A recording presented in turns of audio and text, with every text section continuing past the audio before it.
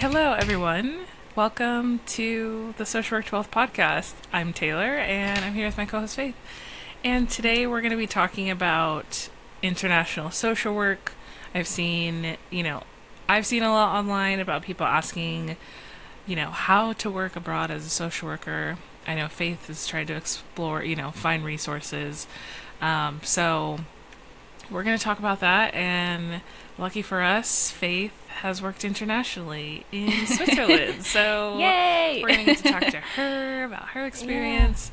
And then at the end, I've done some digging online, Yeah. and I have some resources that I want to share with you about some job boards to potentially look into to find international jobs, and then social work programs and things like that. So I will share that at the end. But let's get into talking to Faith about this. So, Yeah. why did you want to work abroad? Like, how did this come about? Yeah. So, I do feel like I had an interest in international work in general for quite some time, like even dating back to college. So when I was in college, I did do some international humanitarian kind of work in Ethiopia and also in India, and I think that really sparked kind of like this idea of, oh, this would be really kind of cool to like live abroad and work abroad at some point. But when I went to get my master's, there was no international track, right? And so and also if you don't really see somebody doing it before you, then it does feel kind of like a pipe dream. Like, how am I going to do this? I don't really know because I haven't seen anybody do it before me. So I think at that point, when I started my master's, I had it as an idea in the back of my mind as something that would be really cool to do, but not necessarily possible, or I didn't know how it would be possible. And I actually remember like stalking online this one I don't know if she's like an influencer or what her deal is, but she was an American who moved abroad to Switzerland. And I remember just like in grad school watching some of her videos like a creep I don't know, and being like, this would be so cool if we were able to do that. So I just felt like that was something always kind of in the back of my mind. And Taylor, as you asked me to prepare for this podcast and think about what to share, as I reflected on it more, I do think that even in my master's program, that thought was influencing some of the internships that I chose with working with refugees and refugee resettlement. That was kind of like, I was like, oh, this is another area where I could do some international work, but here, in the United States, like that's kind of an interesting field of social work that would be really interesting to get into. And it, I don't know, satisfied that part of myself. Is, I don't know, looking to satisfy that passion. So how it started was just like a natural desire to live, work abroad, help people abroad. That was just really always interesting to me. When it came to finishing my master's in 2018, my husband was also finishing his PhD in chemistry, and so we were at this inflection point where we were kind of wondering what's next for us. And I pitched my dream of like living abroad and working abroad, and maybe this could be a possibility. And he shot it down like the good husband he is. No. He's very analytical and was Totally. like, that's not practical. Yeah. And I was like, but it is. And he was, he had an international experience during grad school, doing some research in Germany. So in my mind, I saw it as more possible. Look, you had this experience during your PhD, you worked abroad.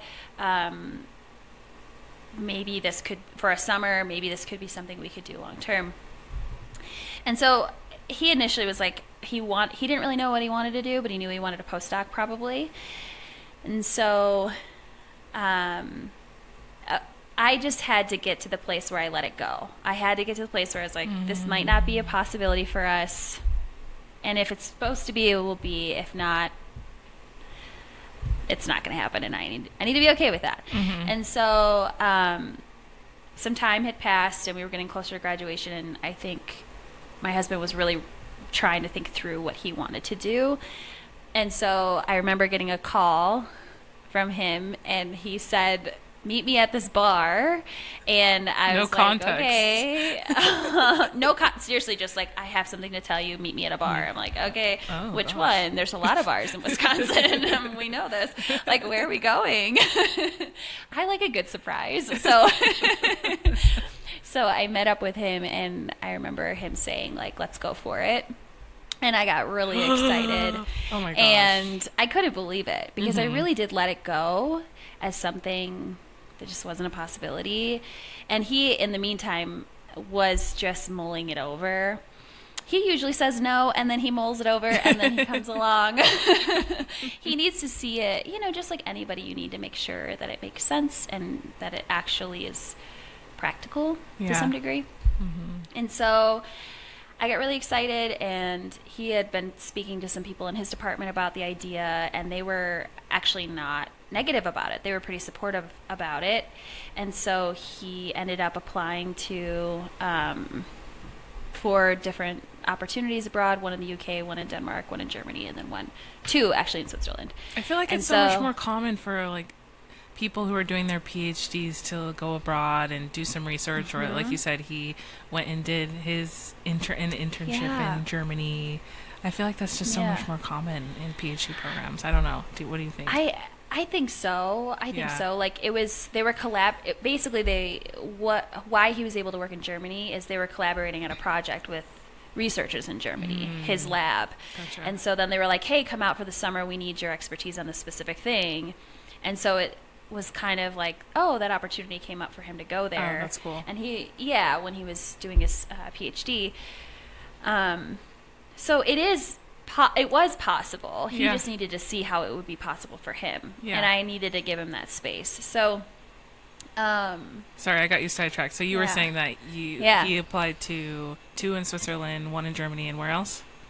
Denmark, and then the UK. Oh, okay. So we had, a couple, I was like, cast out a wide net and see what happens. Like, it never hurts to apply, that like little, So, he ended up getting 2 offers in Switzerland, and I think he was going to get an offer in Germany also. And so then he interviewed at different labs, and they liked him, and he got 2 offers, like formal offers, and he accepted one of them in Switzerland. And so then it was like real, right? Wow. And that it was possible. And in that process, I remember asking, well, like, what are the opportunities for me visa-wise?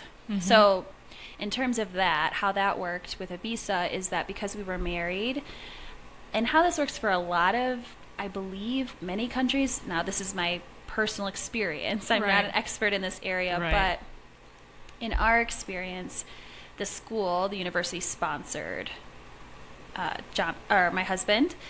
The university sponsored my husband to come and work at their university. And through that, I then got a work permit too. Oh. So because we were married, I also got a work permit. So they handled it for you guys? Even yours? Yes. Wow. So how that works is they told us like where we needed to submit our paperwork and everything. And then, they sponsored him, and then I got a work permit because I was married to him. So the work permit in Switzerland that you need to open your own private practice is a permit B. A permit C is like one step farther, and then you can become a citizen. So for us, we were at the permit B level, which meant I could work, open a business, anything, in that realm. As long as I paid my taxes, of course. So that was cool because that opened up opportunities for me that, some people who just have a student visa are not going to be able to work. So I met some friends over there who were also from the United States, but they had student visas. And there's no way they could have worked on a student visa. They explored it, and that wasn't a possibility. So because it was a postdoc, it was a paid job. And he was seen as like an expert coming in to the university. then he was not given a student visa. It was a permit B visa. Interesting. So our plan was to just do a year. We were like, we don't know what we're doing. We're just going to take a year, see what happens.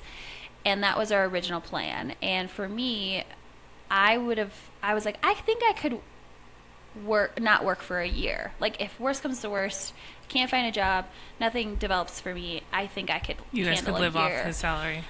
Yes, that was another big piece of it, was like, could we live off of... And I remember us asking that to the university. I mean, like, hey, like, do you think it's possible for live off of this? And they were like, absolutely. Switzerland historically pays very well. So we knew that that would be okay. So in my mind, I was really just thinking, if we'll give it a year and we'll just I'll just see what happens. I had no idea. I remember specifically talking to my spouse about, my one goal is, if I could get like an internship where I could get some clinical hours, that would be awesome, and I would be happy with that. So again, we didn't know what would come of it, but that was just our original plan. 1 year, if I get clinical hours, cool. If not, oh well. That was kind of the thought. Yeah, so I remember telling different professors about this idea, because I was already like, how could I make this happen? How could I maybe do some international social work? Yeah. And this is the part that I think reflecting back, still have feelings about. I love UW-Madison. I'm just going to say, I love UW-Madison. They're the best ever. She's showing us a cup right now for yes. people who are just listening. There's a badger on her. There's a badger on my cup. Yeah. Yes. So I love UW-Madison, but when you are in any university system, you're going to meet people from all over with tons of different opinions on the world and how things should happen, and what you should pursue and what you shouldn't pursue. And I remember getting very negative feedback about this idea of working internationally, that, you know, I wasn't going to find opportunities. There's no way you're going to get licensing hours or clinical hours, and a lot of like, do you speak the language? Which I totally understand makes sense. If you're going to move abroad, of course you want to be able to speak the language. But I do believe all of those were assumptions, and just not really accurate. They were just assumptions being made. And I remember feeling quite discouraged, and I think this is how a lot of people feel with potentially wanting to do international social work, is, again, it is a little bit more niched, and it does feel like it's not necessarily an opportunity, and there aren't a lot of resources out there about it. And so I remember feeling a bit discouraged, but I was like, I'm going, so I just have to give it a shot. Yeah. So yeah, we got on a plane, and we got there, and I remember we like stayed in an Airbnb for a couple of weeks until we found an apartment, and it was wild. So I don't know what next you want to hear. Wow. Let's talk about so the first, position that you got, first job. What's the timeline on that? How long did it take you? What did that look like? Yeah, and how did it happen? So I, for the first 3 months, really struggled. Like, I'm not gonna lie, I had a really hard time not having anything to do. Surprise, surprise. Like, after we talk about this, you get this nice, shiny new degree, you want to use it, and I was really wanting to do international social work. And so I was going to the library at my husband's university and researching and looking for opportunities, and applied to different opportunities, and I was getting shut down quite a bit. And were you getting interviews at all, or you just weren't getting? No. Like, people weren't getting back to you? Yeah, like emails, like, sorry, like, we're not looking right now, or we are looking, but you don't fit kind of the credentials we're looking for, or just like no response at all. And I remember feeling like, oh yeah, everybody was right. This is definitely not going to happen. I remember having a couple moments with my husband, crying and being like, this is tough. And there was this moment, I don't know where this thought came or how I got to this point, but I was like, maybe because I was needing therapy myself, but I thought to myself, what would I do if I needed therapy and I'm living abroad? What would I do? And I just Googled English speaking therapists. And that started me down this whole journey, which was I found this whole community, or I didn't find it, I was connected with this whole community of English speaking expat therapists. And I remember being on one specific website and I saw the credentials for the therapist, and it was an LCSW, and he had gotten his master's in Minnesota, which Wisconsin has reciprocity with Minnesota. So I was like, well, if he's working here with a Minnesota license, like, how is that possible? And so, and because I was really siloing myself into like working for the UN, getting an internship with the UN, you know, the United Nations is right down the corner from me. Like, you were applying, or down you were the applying street for those jobs. Oh yeah, internships, anything, which that's really competitive to get in with the UN. So I learned that very quickly. Like, I don't know, this is not gonna work for me. I'm, dreamy-eyed American, like, I want to work at the UN. Of course, that could be possible for people, but it was tough.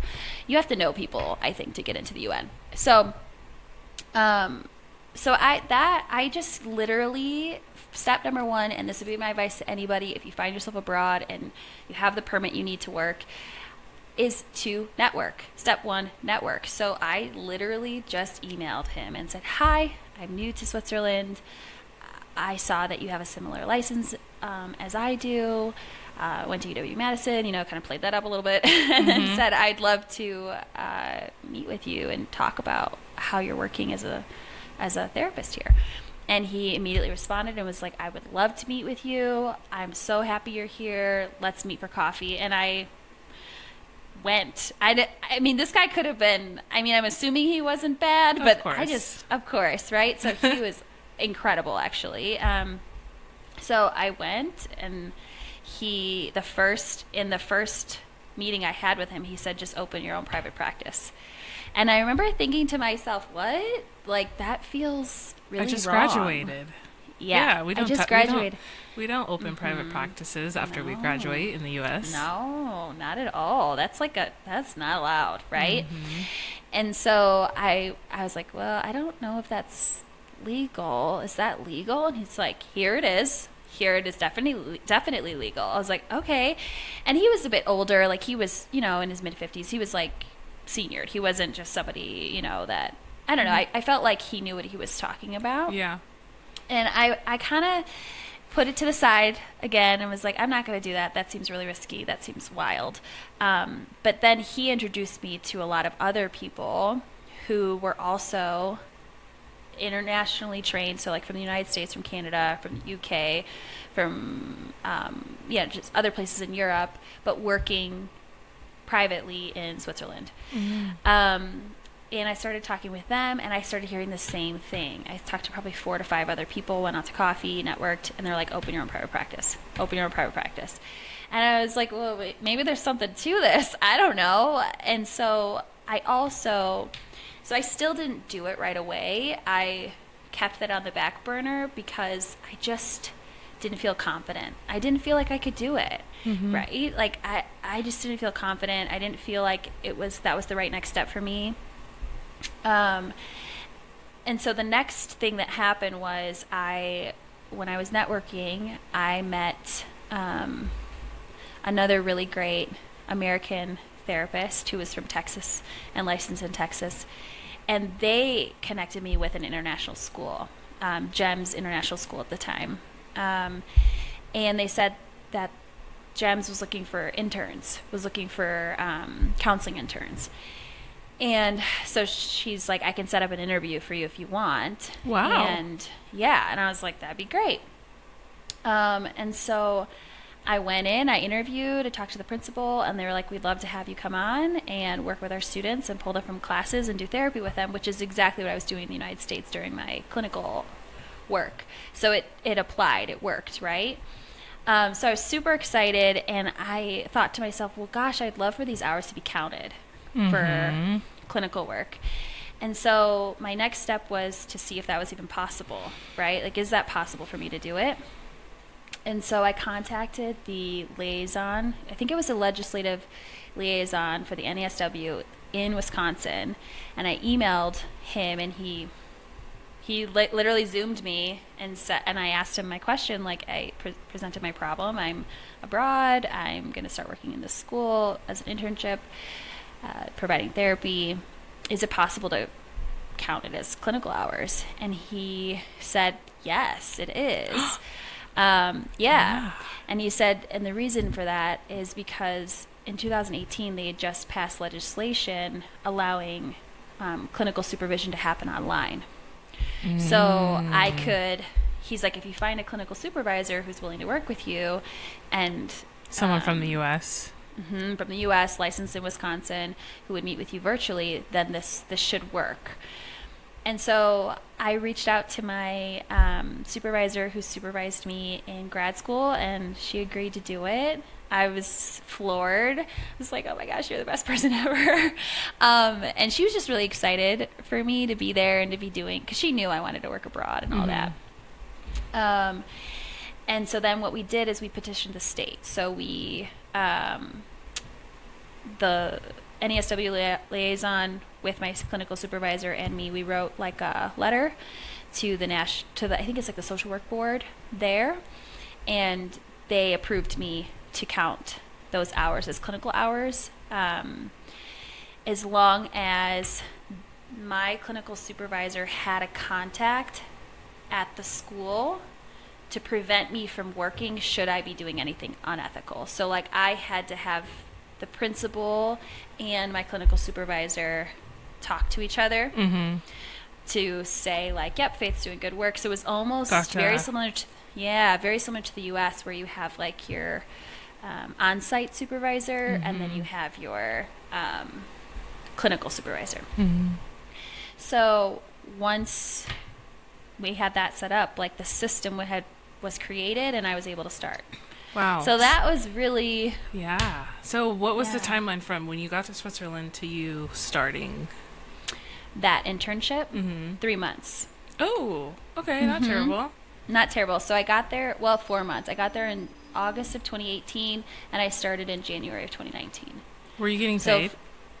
No. So I was not getting paid for the first internship, but the same person who connected me with that internship also connected me with another school, and this school was looking to hire somebody to come up to, it was a mountain town far out of, it was like 2 hours away, and they were looking for somebody to come up and work with their students in an international school setting.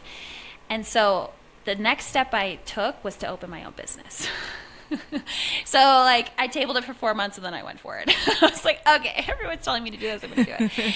I need to make some money. Yeah, there's something here. So there's something here. So what that process looked like is I got some coaching there. I met with different therapists, asked them how they set up their businesses, talked to them about it, made sure it was legal, of course. And so I actually wrote it out, the steps I took. So,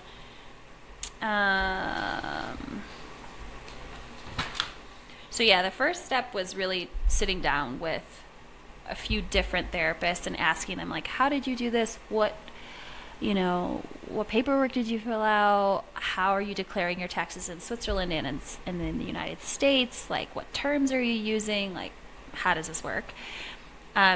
Figuring out that my permit B actually worked to open a business, so I got that cleared.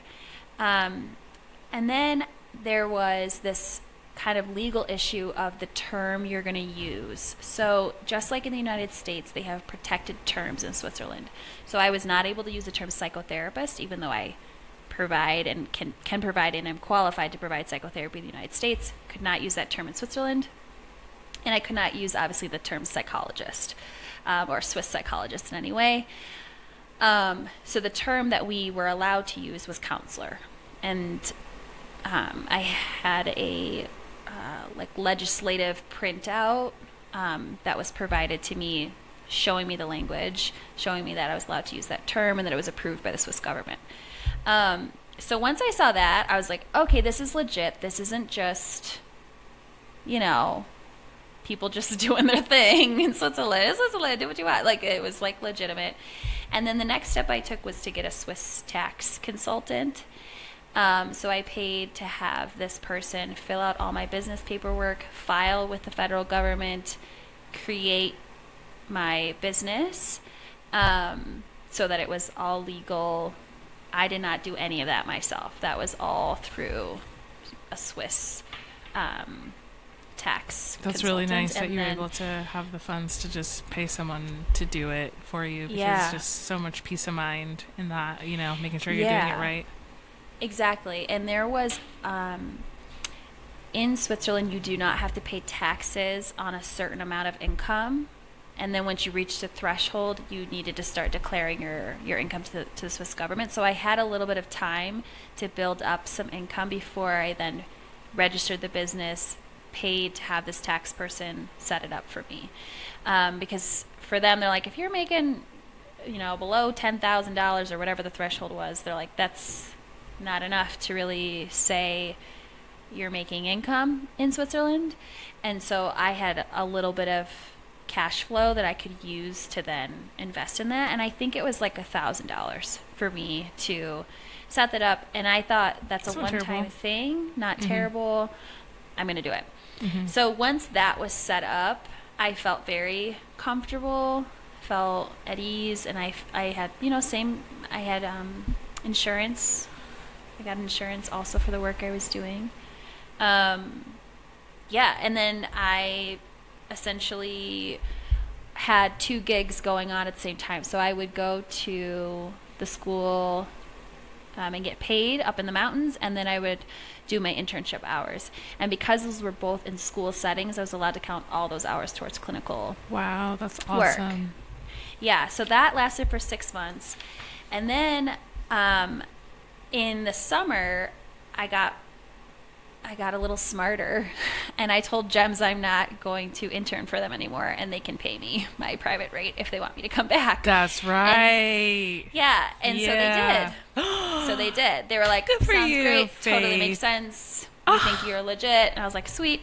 And then they asked me to essentially be like supervising 2 other interns from a different university, which is called Webster University in Switzerland. If you want to get your master's there in counseling, Wow. that is something you could do. Interesting. Yep. And there's also Pepperdine University in the United States has another kind of university connection, like a satellite location in Switzerland. So if you're also interested in that, that's another school that does some international stuff in Switzerland. So they're like, we're going to bring on 2 more interns. Could you supervise their cases as part of your work? We're going to pay you, da da da da. Because those 2 students were still in grad school. And I was like, sure, I can do that. I didn't really know what I was doing, but I was like, sure, I could do that. I knew enough. And I would check with my clinical supervisor, like, I'm doing this. Do you think it's legit? She's like, it's legit. You're fine. And then she would help me out.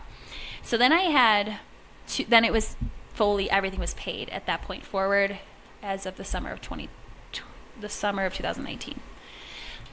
What'd they pay you in each? Yeah. So my hourly rate was $150. Or Swiss francs. Okay. So I would go to, and that was like totally doable. They were like, yep. And I was like, maybe I should have negotiated for more. But I would go up to the mountains 1 day a week. I'd be there all day. I would see like 8 clients in a day. They would pay me for like a day rate based on my hourly gotcha. amount. And then GEMS, I would go to GEMS 2 days, and they would do that. Same thing, pay me my hourly rate for 2 days to come in. And then I got connected. The final step was I got connected with a therapy group called Lausanne Therapy Space. They're amazing.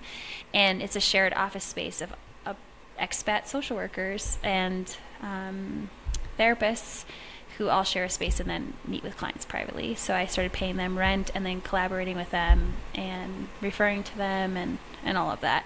And so then I had 3 kind of income streams at that point. You started doing you started like going there and seeing your own clients. Oh.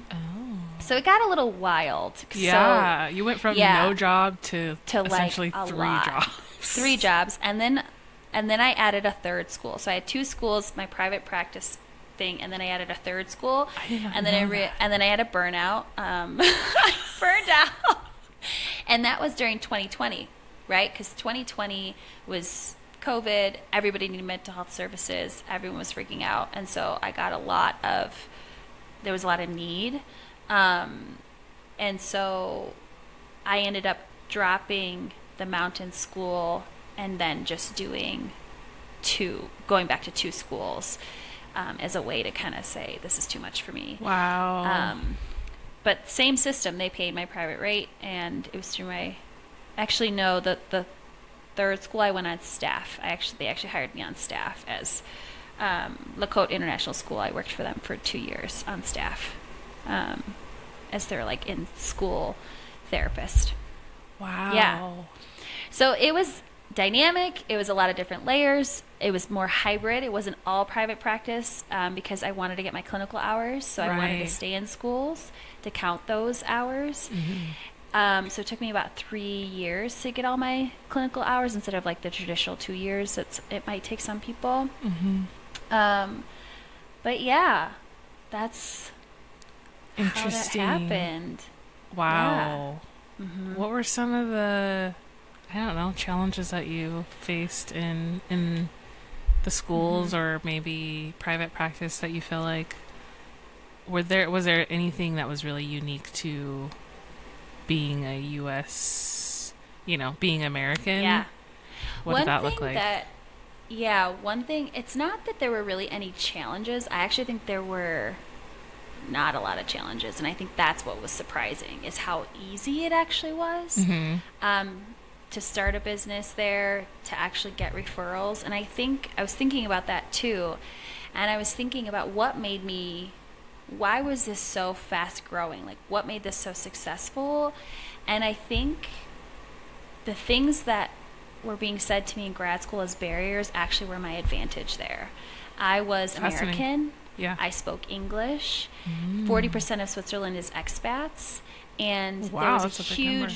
huge need for mental health services for youth. And I think that there is just not a lot of education, which makes sense, in the United States about what the mental health climate looks like in Europe. And I gotta be honest with you, the US is much better. We have much better resources here, which is surprising for people to hear. Because we look at our mental health system and we're like, this is horrible. Like, people can't get in. Right, there's no this is services. garbage. Right. And so going abroad, I was like, oh, it's going to be better. Right. And I just think that wasn't my experience. Fascinating. It was actually really poor mental health services. And so there was a huge need for English speaking therapists, which I was told that's going to work against you. It actually worked in my favor. And then I think also getting into international schools legitimized me in communities as vetted. Yeah. As like you're vetted, and then it opened me up to communities and a referral source. In and terms so of that, you getting those, like getting clients for your private Clients. practice. Fascinating. Yeah. And so the last year I was there, I was very much more private, and I was only in one school. So I pulled back on another school, and I was just at staff at Lakota, and then I would work privately. Because I didn't have to work Fridays then. So like I started to take Fridays off and was able to kind of balance myself out a bit better. But I actually think getting into a community, getting into a group, getting into schools, being American, being trained really, really well as a clinician, all those things actually benefited me. There was no real, I'm trying to think of barriers. There was actually, I can't think of one. That's wild. Barrier. Wow. I think it was just like when I hear your story, you just had to break into the mental health community, and I think you just being brave and finding this person, that guy that had his degree from Michigan and reaching out to him and just being like, hey, this is me. This is my situation.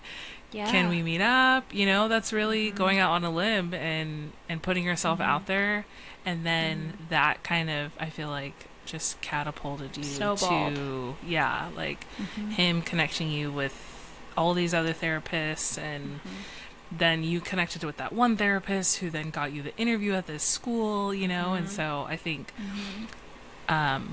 it's just a nice concrete like example of how to network, because I think, you know, we talk about how networking is so important in just our profession and stuff, and I think that can be so ambiguous at times of like, okay, network, but how do I do that? Like, what should I do? And so I think it's interesting. It's just a great example to maybe find someone who's doing what you want to do and message them and just say, hey, you're where I want to be.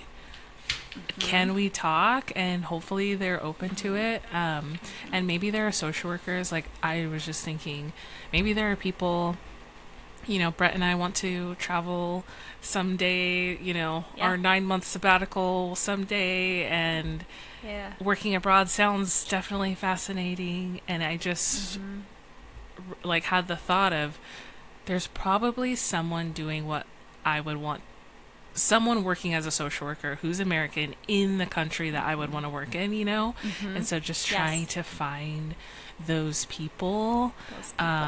And then hopefully they can kind of like support you in getting to where you want to be, you know? Yeah. And I think that that's such a good point. And I actually wrote that down, was like networking with the people who are doing what you want to do. Right? Like finding, and that was part of it. I saw the common thread of, oh, we both have our not LCSWs, we're both Masters of Social Work. Right. Because I was MSW at that point. Right. Yeah. And then just saying, being curious, how did you do that? Yeah. And then also, I just think because that person had been in my position at some point, like he had mentioned that, like he had come, you call it the dangling spouse. That's like the common term in the expat community, which is like your spouse gets a job abroad and you're the dangling spouse. You're like the person who goes with them, just flapping in the wind, trying to find your way. Like I'm following my spouse. And so he was I believe his dangling spouse, and he was like, what am I gonna do? And so, and so, I think when you've been through it and then you've been successful, you really want to help other people who are going through what you're going through. And so he was very eager to help me. So was everybody else, because they were all dangling spouses. Now that I think about it, like the common theme, a lot of them had come to Switzerland because they were following a partner, and then they were highly qualified in their home country, but how can I make something happen here? And so I think then I was able to help a few other American expats open their own businesses there. And good for you. Got a very similar reaction, like, this is possible, you can do that. And you're like, yes. I know, this is crazy. And don't wait as long as I did. And don't wait. But now looking back, I'm like, actually, I don't think I waited. I'm like, I only waited. You didn't wait 4 that months, I guess. That's not that long. Yeah. Right. I remember feeling a lot of feelings about sharing it with people. Like who were in the U.S.? In the U.S. Like feeling like I needed to keep it a secret because of the taboo aspect of it. I would tell them about working in schools and being, having like the clinical supervisor and like it being all legit. And but then like the private work was very much. What's taboo about that? I'm curious your feelings. In the United, from thoughts. And I don't know if I'm right about this, but the message I got out of grad school was private practice is something that you start after you have your LCSW, once you're credentialed, right? All of that. And it's like when you're 10 years into the field, right? That's when you're ready to do private practice. And so I felt like a massive like imposter syndrome, like, and also like I was doing something wrong and unethical. And I remember talking a lot about that with my clinical supervisor, and she was super encouraging and was really empowering and was like, we got approval from the state. You're good. Like, here's the letter. That's such a good point. Like the state doesn't have any problems with it. Why do we Yeah. have this like societal like issue about that in our community? Yeah. And so I also had never made that amount of money before, and I felt weird about that. And there was just like a lot of feelings about something's got to be wrong here. This is like Kind of too I good was to be getting true. a little superstitious of like, this is not normal.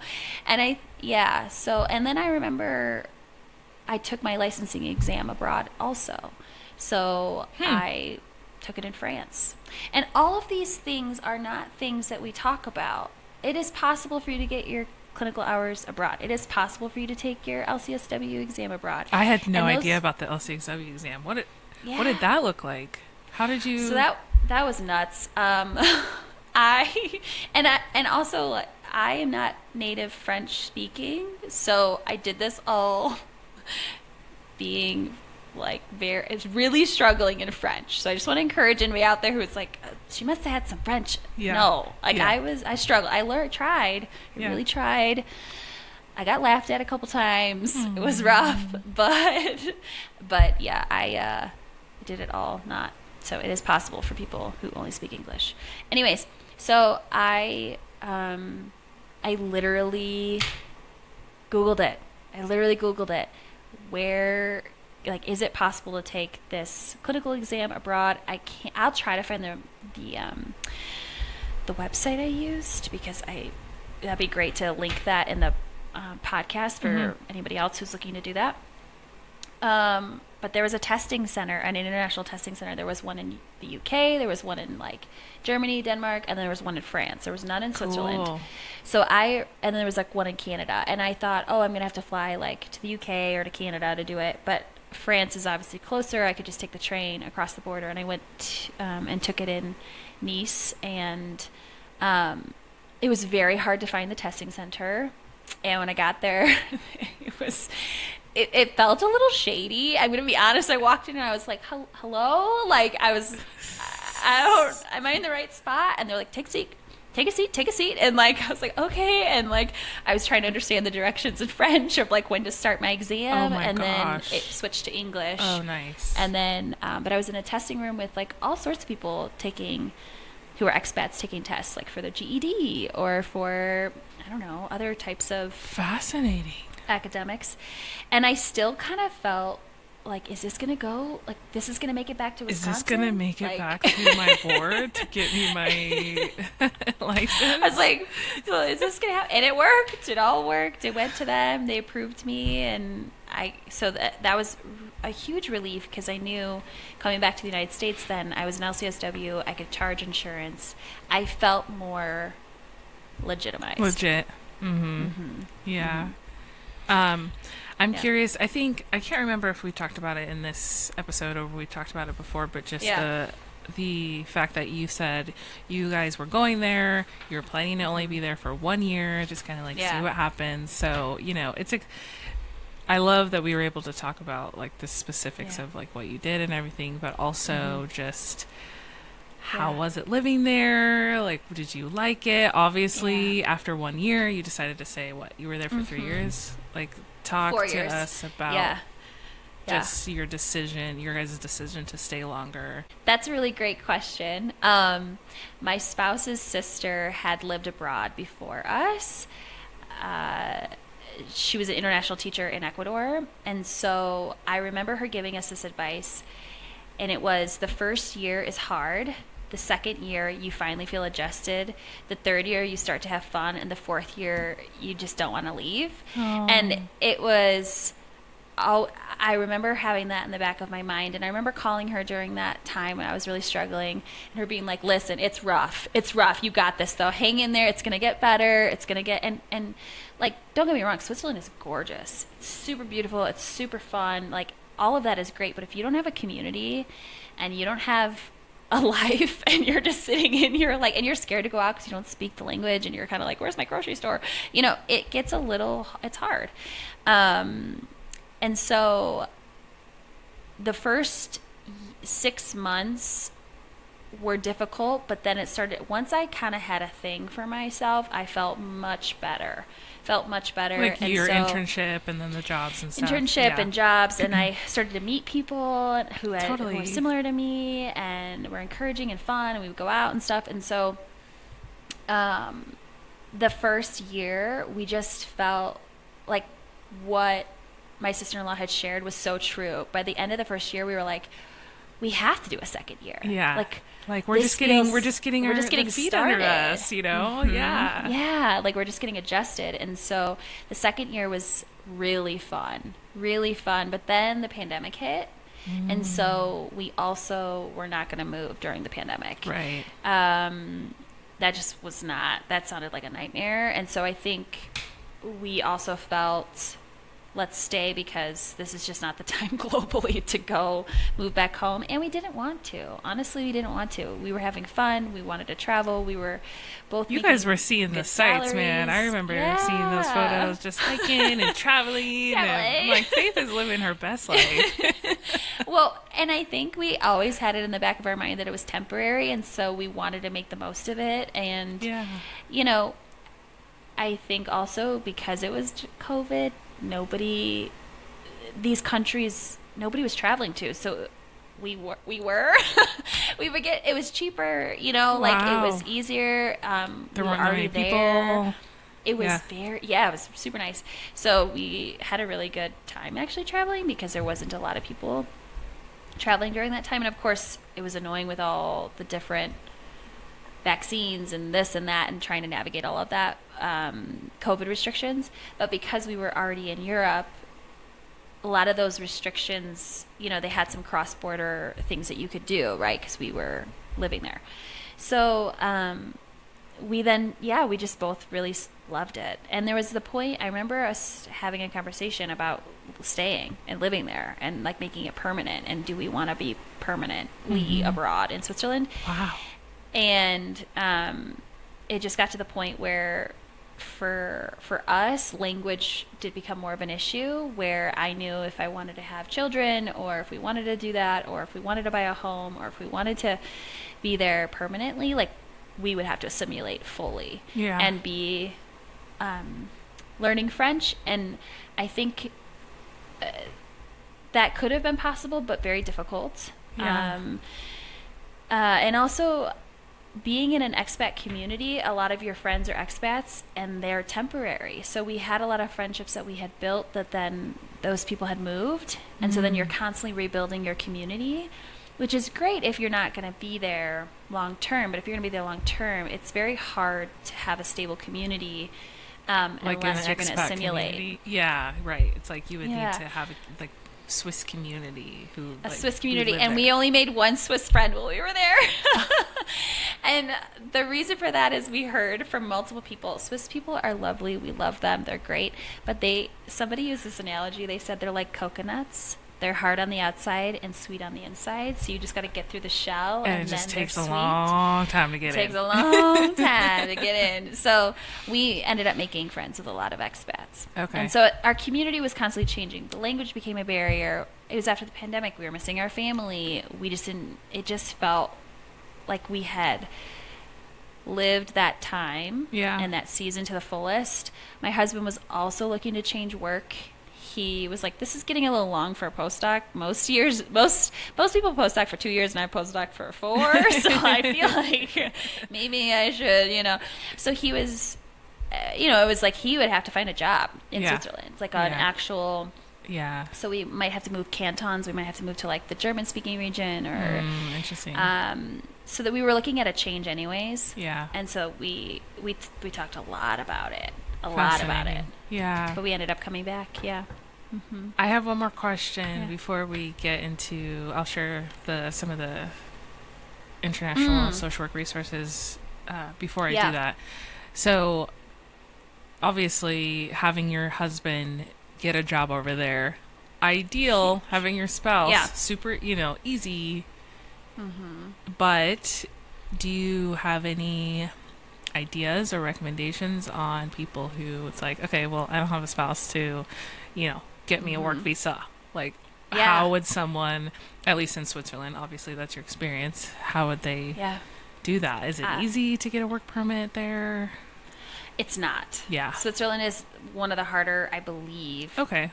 Again, I can't say this with 100% accuracy. I do believe it's one of the harder places to get a work permit, just because even within Europe, it's pretty competitive. A lot of people want to work in Switzerland. And part of that is because it's like beautiful, but it's also, they pay very well. In Switzerland, the Swiss franc is stronger than the US dollar. Like, there's just like a lot of, you know. Yeah.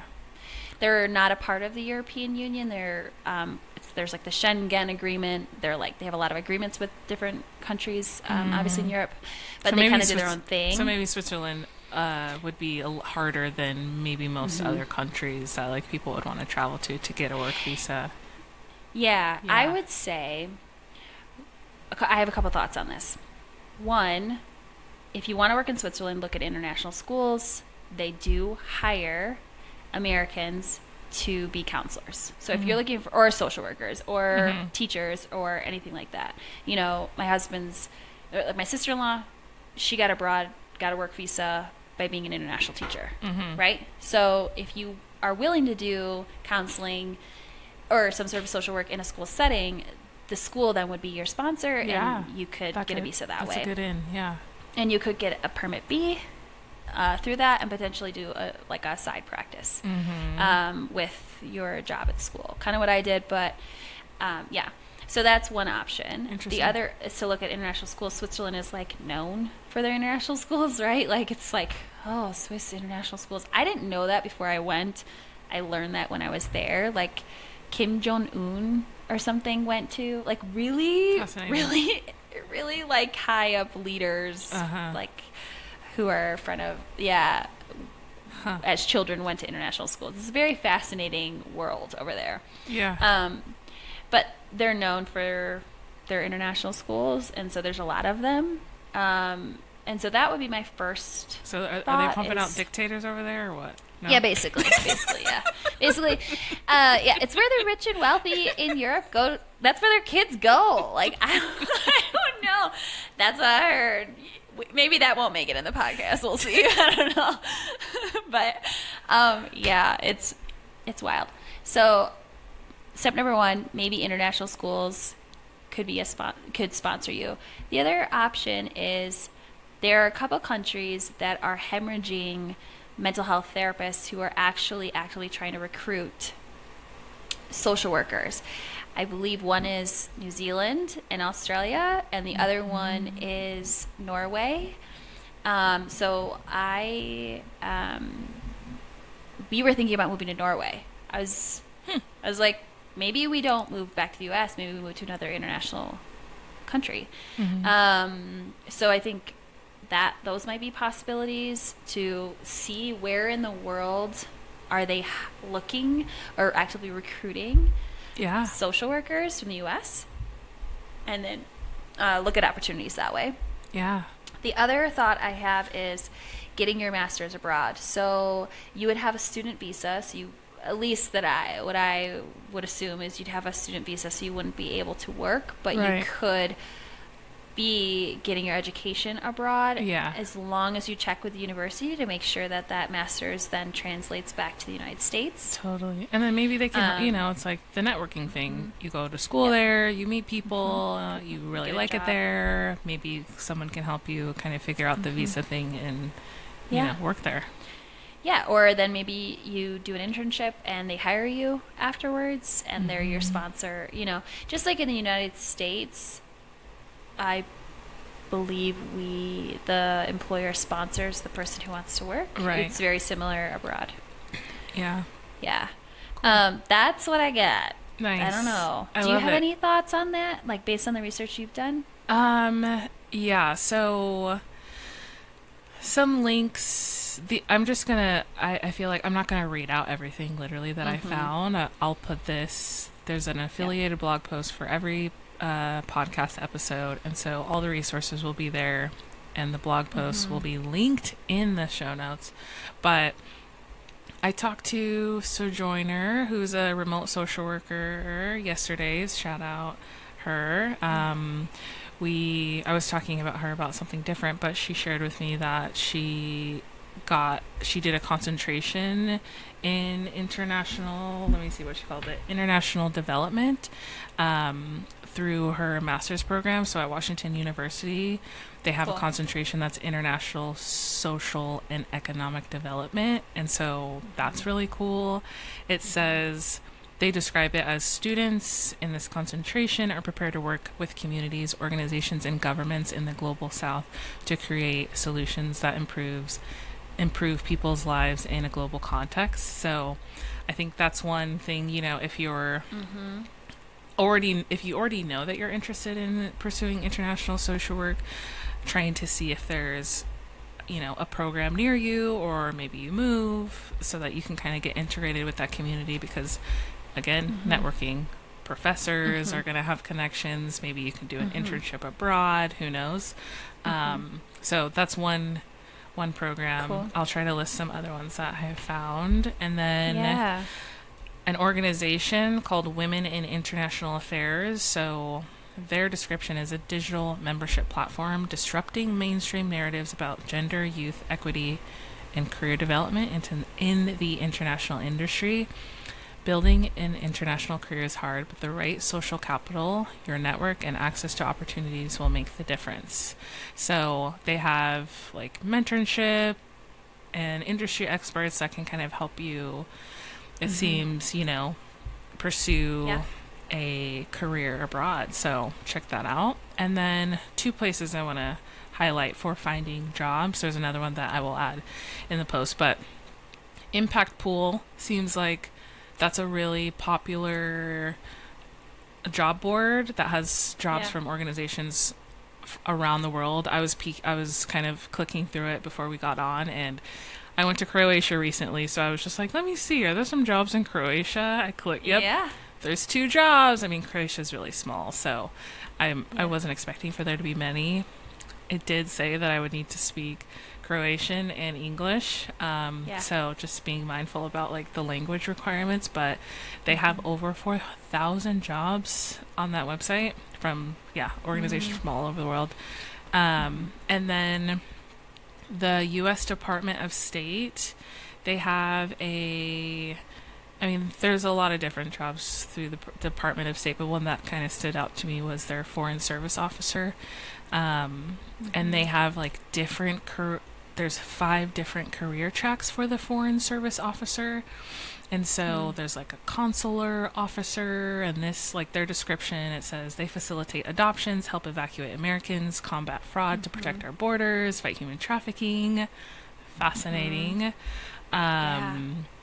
Management officer, resourceful, creative, action-oriented, go-to leaders responsible for all embassy operations from real estate to people to budget. So there's a couple others on there, so That's great. I'll add those. But yeah, it was kind of, I learned some things doing research for this episode, and Yeah.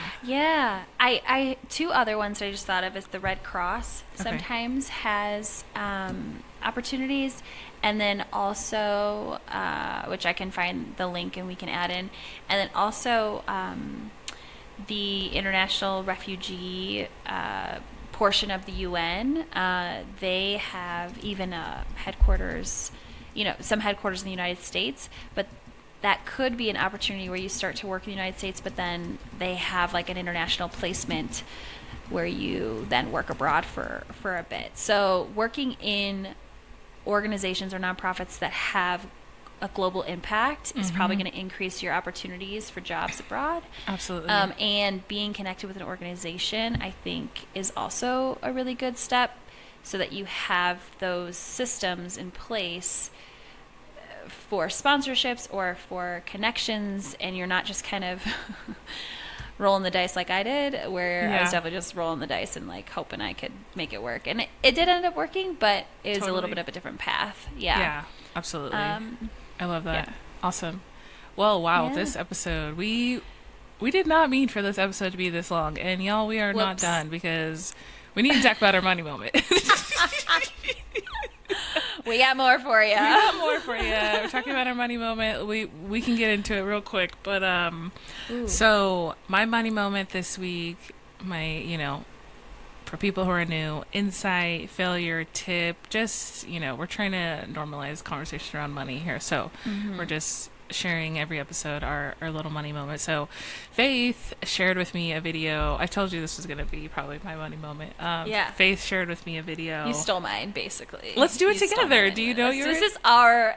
I don't have one other than that. Okay, perfect. I love it. It's a shared money moment. So shared money moment. Faith shared a video with me about how companies are really just I feel like it's essentially was an overuse of subscriptions, right? Yeah. And I think the video was really highlighting the subscriptions where you buy a product, and one of the examples they were using was a printer, HP printer. You buy it, but then you have to have a subscription to actually use the printer, and it was like, use the ink. So you would have a subscription, and it would notify whoever of like, oh, this printer's getting low on ink.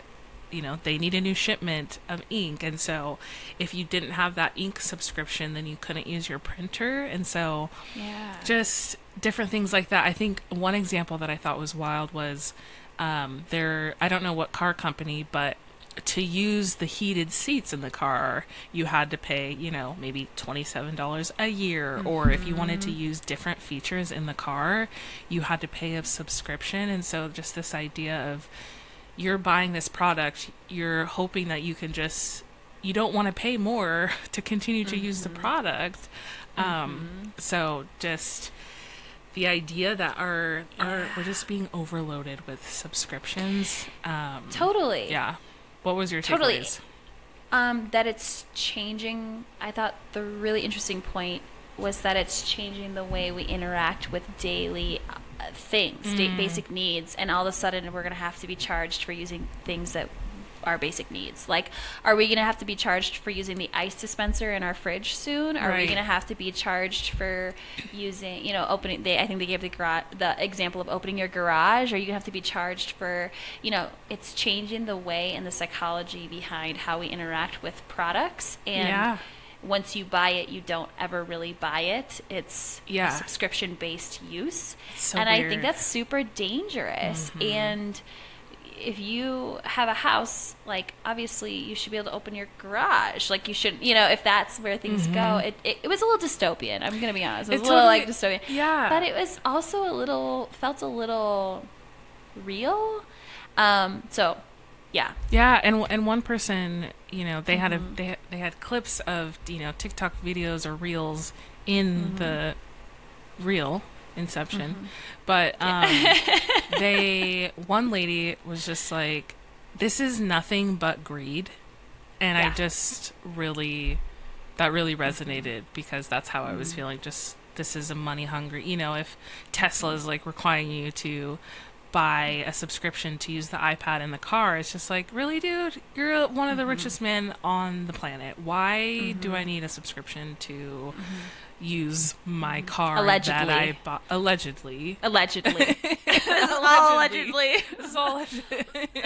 Why do I need a subscription to use the car that I bought? Like, that's wild. So the lady that was kind of, the main talker in the video, she said that, was it $300? Most Americans are spending about $300 a month on subscriptions, and she said we underestimate how much we're spending. And so I was like, okay, I'm gonna look and see how much I'm spending on subscriptions. So what I have is, we spend $163 on subscriptions every month. Okay. What are those subscriptions? Yeah, so we pay for Spotify, Peloton. We have a Peloton bike, but we also have to pay to access the classes on the bike, which is sort of similar to what they were talking about. Yes. I didn't even think of it, but when I was looking through the subscriptions, I was like, oh, Peloton is one of those subscriptions. So we do pay for Peloton, and then we pay for Peacock. I have some Google storage stuff, Amazon Prime. This is also in this price. I've also included our credit card fees because it's not it's sort of a subscription to me because I'm just like it renews every year. We pay for Apple TV, Costco. So yeah. What about you? How much you guys? So I don't know how much we pay in subscriptions. I was just like jotting down a few that I know we have, which one is Spotify, so we can be in the mountains and listen to music offline. So that's one of the reasons that pushed us into that. And then because I don't know why in the United States we still can't figure out internet. Like, I don't get why internet isn't everywhere. Anyway, it's a whole nother thing. So we had to get Spotify offline so that we could listen to music. And then I know that for us, when we were abroad, we really only had one subscription for like streaming movies and TV shows, and it was Netflix. And we recently got rid of Netflix because we were kind of disappointed in some of the options on there, and so we switched to Amazon because we already had Amazon Prime. And then do they have like, what is it? Is it like a They just have it. They just have an Amazon Prime app, where they have like movies and shows. Yeah, and stuff. Yeah. So we already had Amazon for like deliveries Right. and things. So then we're like, well, let's just do that. And so I know we have those two, and I think that's it. So I'll check with my spouse. There's probably more that maybe we have, but those are the two that I can think of. I don't know what that is. I think it's like what. $10 for Spotify, or maybe 12 for Spotify, and then I want to say we pay $16.99. Oh, maybe that is. Yeah. You can do like a family. For two. I don't know what it is. Yeah, for that's two. Yeah, we probably do that then. And then Amazon, I think, is for the Amazon Prime, but with also the video portion of it. I don't know what that is. Like $29 a month or something. Let's see. Amazon Prime. It's $11.58 a month. There you go. There you go. So we're not crazy with subscriptions. Yeah. But I could totally see, and we're really good about being like, we like this show, we're getting a subscription for this streaming service so we can watch that show, and then we're done. So, and that's partially my partner being really analytical and like keeping track of all the things and being like delete, and like he'll know the dates, but it's really hard. I could totally see this getting like it's hard, out of control. Yeah. I'm gonna share I have a subscription tracker on Google Sheets, so that's why I knew that our Amazon Prime is $11.58 a month, because it breaks it down yearly, monthly, and then it'll tell you every month what your I don't even subscription, like the price that you're paying every month. So it's super helpful. That is helpful. I don't even know what we pay. Right. So that's helpful to be like, to know exactly what you pay for something. Yeah. And then I have like a little bucket in our high yield savings account for subscriptions. And so our monthly, $163 every month. It's a little, anyways. The numbers, I don't want to make it all convoluted on this episode, but anyways, the amount of money that we need every month, I just put in this this bucket in Ally, and just have that money there, because some of our expenses are yearly, and so it's not actually coming out every month, but I want to make sure that we're saving for it, so that when that bill hits, our credit card bill, $95 a year, I want to make sure we have the money for that, so then I'll pull it from that. So yeah, I will share. Well, and when people make budgets, that's great. Yeah. When people make budgets, they don't think about subscriptions as like as like a bill, like, but it's a bill. It's a bill you're paying. And so like it should be in your budget. It should be tracked. Should be accounted for. Yeah, right. Absolutely. Yeah. All right, y'all, we've talked way too much. My gosh, if you've made it this far, we love you. And if you love this podcast, I don't know what number this is for us, but please give us a review, like, whatever, follow, all of the things, because that really helps us, and we'd really appreciate it. So thanks for being here. Thanks for being here. Bye.